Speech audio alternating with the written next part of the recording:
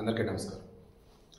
Journalist Sivaprasad చంద్రబాబుకు వీరాభిమాని, జగన్ అంటే అసలు పడన వ్యక్తి అండ్ పవన్ కళ్యాణ్కి అభిమాని. అంతేనా? 2024లో కూటమి గవర్నమెంట్ రావడానికి తన శాశ్వతంగా ప్రయత్నించిన వ్యక్తి. అవునా? అవును, ఒప్పుకుంటున్నాను. అటువంటి నేను ఈరోజు ఈ వీడియో చెప్పదన్న కొన్ని నిజాలు టీడీపీ అభిమానికి, జనసేన అభిమానికి నచ్చవచ్చు, నచ్చకపోవచ్చు. కానీ 2024 ఎన్నికలకు ముందైనా 2024 ఎన్నికల తర్వాత నేను చెప్పింది ఒకటి, నేను ప్రజల పక్షమే ఉంటా అని చెప్పాను. కాకపోతే ఈరోజు మొదటిసారి వాంటెడ్గా మరి మీ అందరిని రిక్వెస్ట్ చేస్తుంది, నా ఛానల్ సబ్స్క్రైబ్ చేయండి, ఈ వీడియోని షేర్ చేయండి, వీడియోని లైక్ చేయండి. ఎందుకంటే మీ సపోర్ట్ అన్నది ఈ వీడియోకి ఉన్నదాన్ని బట్టి, మీ సపోర్ట్ నా ఛానల్కి ఉన్నదాన్ని బట్టి ఇక నుంచి భవిష్యత్తులో నేను గట్టిగా పోరాడతాను. దేనికోసం? నిజం కోసం, న్యాయం కోసం, ధర్మం కోసం. ఏ మార్పు కోరైతే మనం ఈ కూటమి గవర్నమెంట్ని ఎన్నుకున్నాము అటువంటి మార్పు కోసం.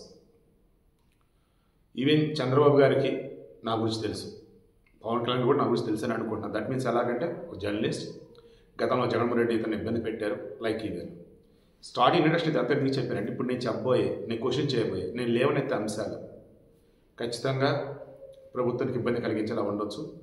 ఈ రేంజ్లో నేను క్వశ్చన్ చేస్తానని, ఈ అంశాలు నేను లేవనెత్తుతానని చెప్పేసి కూడా ఎవరు ఎక్స్పెక్ట్ చేసి ఉండకపోవచ్చు. ఫస్ట్ పాయింట్, ఈరోజు ఏబిపిఎస్సి చైర్మన్ ఉన్నటువంటి అనురాధ గారు, madam model code of conduct violation అయింది, ఎమ్మెల్సీ ఎన్నికలు ఉన్నాయి ఇప్పుడు త్వరలో, సో ఇప్పుడు కోడ్ అమలులో ఉంది అండ్ పరీక్షలు రాసిన మొత్తం కూడా గ్రాడ్యుయేట్ అంటే డిగ్రీ అయిపోయిన వాళ్ళు, సో గ్రాడ్యుయేట్ ఎమ్మెల్సీ ఎన్నికలు కాబట్టి ఇప్పుడు ఈ ఎన్నికను కనుక ప్రభావితం చేయగలిగిన అంశం ఏదైనా ఉంది అంటే ఇప్పుడు ఈ ఎగ్జామ్ పోస్ట్పోన్ చేయడం. సో ఎగ్జామ్ పోస్ట్పోన్ చేస్తే ఎన్నికను ప్రభావితం చేసినట్టు అయింది కాబట్టి, model code of conduct violation అయింది కాబట్టి నేను ఎగ్జామ్ పోస్ట్పోన్ చేయను. మీకు ఆ విషయం ఇప్పుడు అరౌండ్ 22వ తారీఖు నైట్ అరౌండ్ 8 గంటలు మీకు తెలిసిందా? ప్రభుత్వం తరఫు నుంచి మీకు 21వ తారీఖు అంటే నిన్న లేఖలు వచ్చాయంట, మీరే స్పందించలేదంట. వాళ్ళేమో ఈరోజు మధ్యాహ్నం దాకా ఆల్రెడీ మేము లేఖలు పంపాను అని చెప్పాలి. ఎక్కడో ఏదో సర్క్యులేట్ అవుతుంది అంటే ఎగ్జామ్ పోస్ట్ పడిందని చెప్పి మీరు ఆగమేఘాల మీద ఏపీఎస్సి వెబ్సైట్లో ఒక అటెన్షన్ అని చెప్పేసి ఒక నోట్ పెట్టించారు. రేపు ఉదయం మధ్యాహ్నం యాక్సిడెంట్ ఎగ్జామ్ ఉంటుంది, ఎగ్జామ్ పోస్ట్ పడిందని చెప్పేసి ఏదైతే వార్త ఒకటి వైరల్ అవుతుంది అది ఫేక్ అని చెప్పి మీరు అన్నారు. అటువంటి వాళ్ళకి చర్యలు తీసుకుంటాం కూడా చెప్పున్నారు.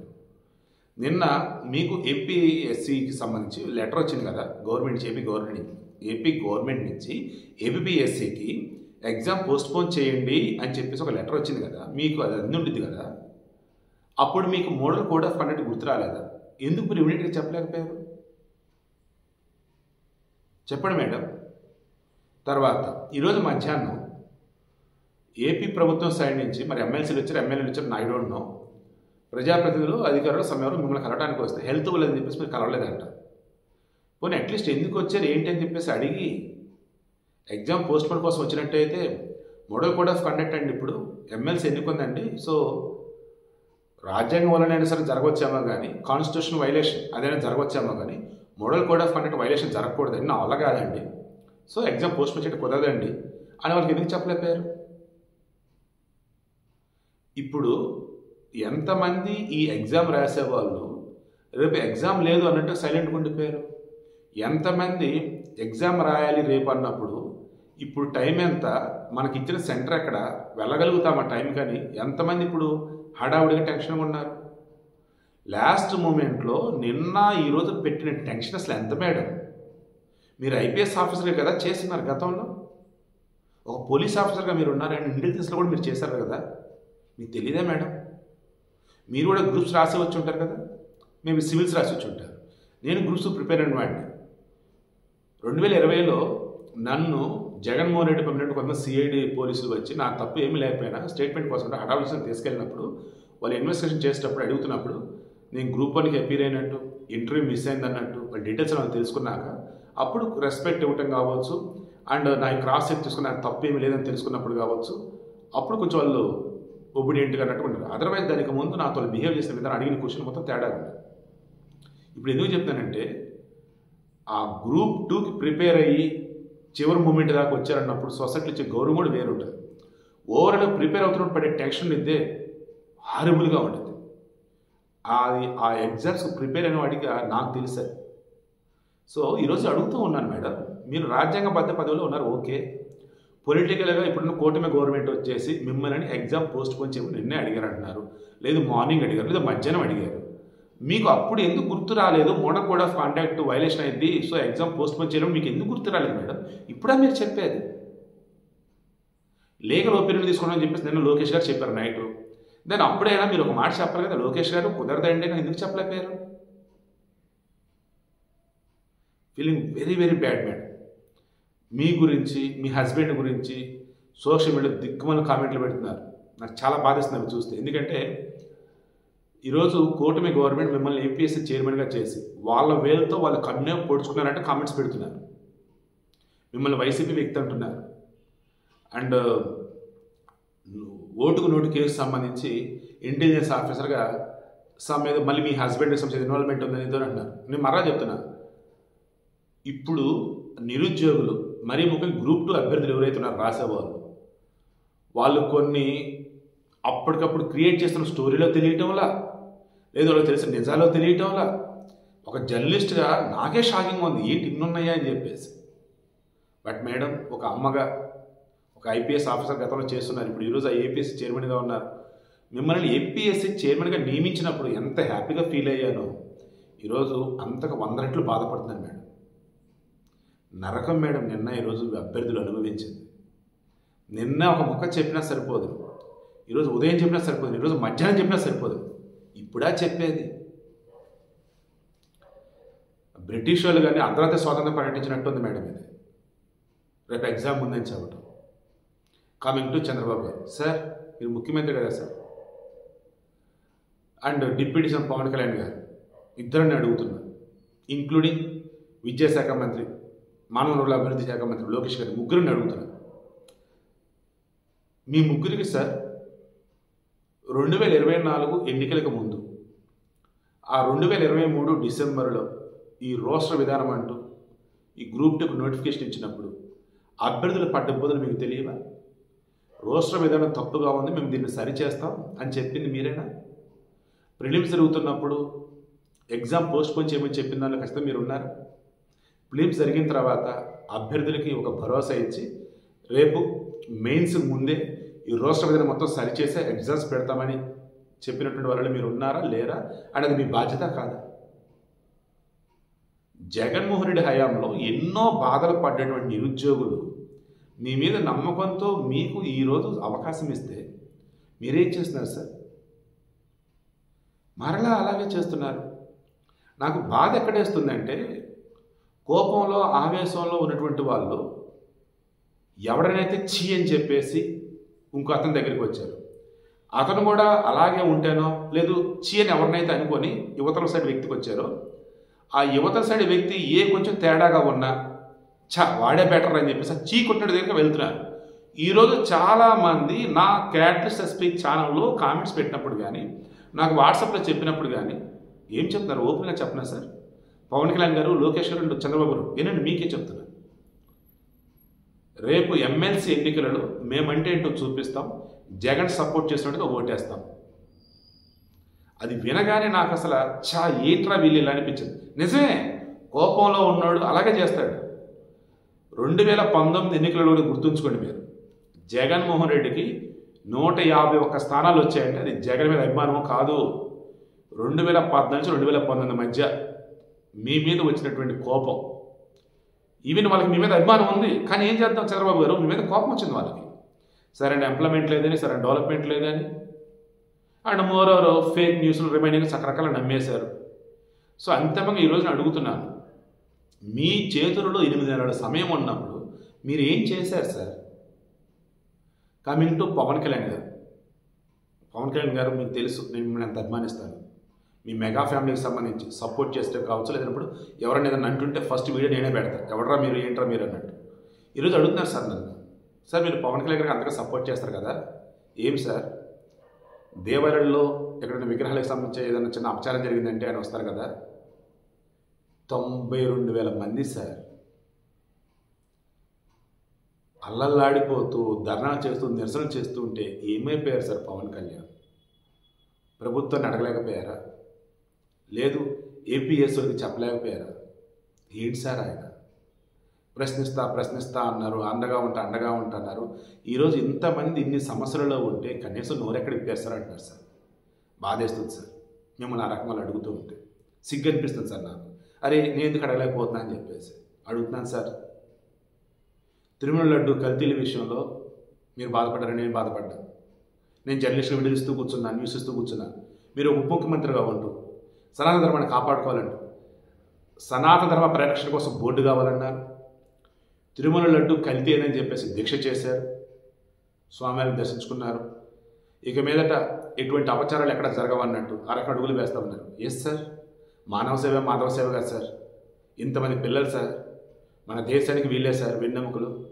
ఎన్నో కుటుంబాలకు వీళ్ళు ఉద్యోగాలే సార్ దిక్కు. మరి వీళ్ళ ఇంట్లో నైవేద్యం పెడితేనే కదా సార్ ఆ దేవుడు సంతోషించేది. ఇంత బాధలో ఉండి దేవుడికి నైవేద్యం ఎక్కడ పెడతారు సార్? మరి దేవుడు బాధపడతాడు కదా సార్. మరి దేవుడిని ఎందుకు బాధ పెట్టాలి సార్? మనం ముందుగా మీరు వచ్చి క్వశ్చన్ చేయాల్సింది కదా సార్. ఎందుకు చేయలేకపోయారు? ఈరోజు నా బాధ అంతా ఒకటే సార్. నేను గతంలో గ్రూప్స్ ప్రిపేర్ అయి ఉన్నాను. అంతెందుకు సార్, మొన్న తెలంగాణలో కూడా గ్రూప్ 1కి సంబంధించి ఇంకేజ్ అయిపో వస్తుంది. సరే మా నాన్న కోరిక నన్ను గవర్నమెంట్ ఉద్యోగంలో ఉన్నత స్థానంలో చూడాలని. కొంచెం నాకు కూడా కొంచెం బలుపు, చిన్న చిన్న ఉద్యోగాలు అయితే సివిల్స్ లేదంటే గ్రూప్స్ అన్నట్టుగా ఉండేవాడు. అది కూడా గ్రూప్ 1 మరలు రాశా. మొన్న తెలంగాణ సంబంధించి గ్రూప్ 1 కలిసి 3 సార్లు పెట్టారు. ఫస్ట్ సార్ ఓకే అయిపోయారు, బట్ క్యాన్సిల్ అయింది. మళ్ళీ 2వ సార్ అన్నారు బాంబేకి నా వాళ్ళకి నేను రాయాలి. ఇక 3వ సార్ కూడా నేను రాయాలి. ఇక వద్దనుకున్నా ఉద్యోగాలు. ఎందుకు? ఈ నిరుద్యోగ అభ్యర్థులు ఉద్యోగాలకు సంబంధించి నోటిఫికేషన్లు పడటం కావచ్చు, ఆ తర్వాత ఎగ్జామ్ రాయటం కావచ్చు, ఆ తర్వాత పేపర్ లీకేజ్, ఆ తర్వాత రకరకాల సమస్యలు. ఇవన్నీ ఉద్యోగం వచ్చిన తర్వాత మరలా జీతాలు ఇన్ టైంలో వచ్చి రాక పైన ఆ పొలిటీషియన్స్ ఏది చెప్పినా సరే చేయాలన్నట్టు ఇవన్నీ చూసి మనకు వద్దు బాబు, చక్కగా పద్ధతిగా వినమ్రంగా రూల్స్ తెలుసుకొని ఉన్న విషయం జనానికి చెప్తూ ఒక జర్నలిస్ట్ బతికేద్దాం కూడా అలాగే బతుకుతూ ఉన్నాను. సో ఈ రోజున అడుగుతున్నాను సార్, ఒక నిరుద్యోగ పడే బాధ ఎలా ఉండేదో నాకు తెలుసు. సంవత్సరాల తరబడి కోచింగ్ సెంటర్లో కూర్చొని ప్రిపేర్ అయ్యి ఇంటి దగ్గర అమ్మా నాన్న పంపే డబ్బులతో బతుకుతూ మూతి మీద మేసం వచ్చిన ఓ రూపాయి సంపాదించుకునే పరిస్థితిలో ఉండి ఆ డబ్బులతోనే బతుకుతూ ఉండి ఇంటి దగ్గర పంపే డబ్బులతో బతుకుతూ ఉంటే ఓ పక్క ఉద్యోగం రాదు, ఓ పక్క నోటిఫికేషన్ రావు, ఓ పక్క రాసిన ఎగ్జామ్స్ సంబంధించి ఎన్నో సమస్యలు ఇవన్నీ ఉంటే కష్టపడి బతుకుతామంటే పని ఉండదు. ఊరు కానీ ఊరిలో వచ్చేసి ఎవరో ఏంటో తెలియదు. ఊరు వెళ్దామంటే ఎరా ఇంకా ఉద్యోగం రాలేదంటారు, ఎరా ఇంకా పిల్లలు ఎప్పుడు ఇస్తారా నీకు ఉద్యోగం రాలేదంటారు. ఈరోజు చెప్పుకుండా పోతే కళ్ళ ముందు నేను పడ్డ బాధలు గుర్తొస్తున్నాయి. ఈరోజు నా కళ్ళ ముందు 90,000 మందికి వాళ్ళ బాధలు గుర్తొస్తున్నాయి. సీరియస్లీ ఫస్ట్ టైం చాలా బాధపడుతున్నా. కూటమి గవర్నమెంట్ వచ్చాక అసలు ఇటువంటి తప్పిదం అసలు ఎక్స్పెక్ట్ చేయలేండి. చంద్రబాబు నాయుడు గారికి రూల్స్ తెలియలేదా? లోకేష్ గారికి తెలియలేదా? పవన్ కళ్యాణ్ గారికి తెలియలేదా? అండ్ గ్రూప్ 2 ఎగ్జామ్ వచ్చేసి మెయిన్స్ ఒకటి బ్యాలెన్స్ ఉంది. రాష్ట్ర విధానంలో తప్పులు సరిదిద్దాకే మెయిన్స్ పెట్టాలని చెప్పేసి మీరు ఎందుకు అనుకోవాలా? Feeling very very very bad అండి. చాలా బాధపడుతున్నా అండ్ బాధ్యతగా ఈ వీడియో చేస్తున్నా. మరలా చెప్తున్నా, దయచేసి కేటస్పీ ఛానల్ సబ్స్క్రైబ్ చేసుకోండి. ఈ వీడియో అందరికి షేర్ చేయండి, ఈ వీడియోని లైక్ కొట్టండి. అండ్ మీ సపోర్ట్ ఇక్కడి నుంచి నాకు ఖచ్చితంగా ఉంటుంది, ఉండాలి కూడా. అప్పుడే నేను ఇలాగా పద్ధతిగా వినమ్రంగా ఇప్పుడున్నట్టు కూటమి గవర్నమెంట్ ప్రశ్నిస్తా. కూటమి గవర్నమెంట్ మనం కలగలిసి గొప్పదైనటువంటి ఆంధ్రప్రదేశ్ అభివృద్ధిని సాధించుకుందాం. అంతా కలగలిసి బెస్ట్ వేలో ముందుకు వెళ్దాం. మరలా చెప్తున్నా, కోపంలోనో ఆవేశంలోనో మరలా మీలో ఒక్కరైనా సరే జగన్ సపోర్ట్ చేసినా, జగన్ ఉంటే బాగుండన్నా అది మన వేలుతో మన కన్ను పొడుచుకోవడమే గుర్తుంచుకోండి. ఇప్పుడు అనుకోకుండా తెలియకుండా చేతికి చిన్నపాటి నిప్పేది అంటుకుంది. దానిని అక్కడే చల్లార్చాలా, లేదంటే అక్కడే దానిని ఆపేయాలి అంతే తప్ప ఎక్కడ అంటుకుందా అని చెప్పేసి ఒళ్ళంతా మనం అంటించుకోకూడదు. మీకు అర్థమవుతుంది, చాలా ప్రాక్టికల్గా చెప్తున్నాయి. 2024 ఎన్నికలకు ముందు చెప్పా, ఇప్పుడు చెప్తున్నా.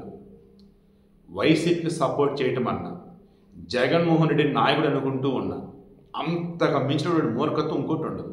ఇలా ఏ జర్నలిస్ట్ చెప్పండి, నేను చెప్తున్నా. ఎందుకంటే మొత్తం అబ్జర్వ్ చేసి చెప్తున్నాను. ఏ మాత్రం కూడా పరిపాలన అనుభవం అన్నది ఆయనకి లేదు. ఉన్నది పరిపాలన కాదు. ఈ వీడియోలో జగన్ టాపిక్ అనవసరం చెప్పేసి కింద కామెంట్లు పెట్టేవాళ్ళు ఉంటారు.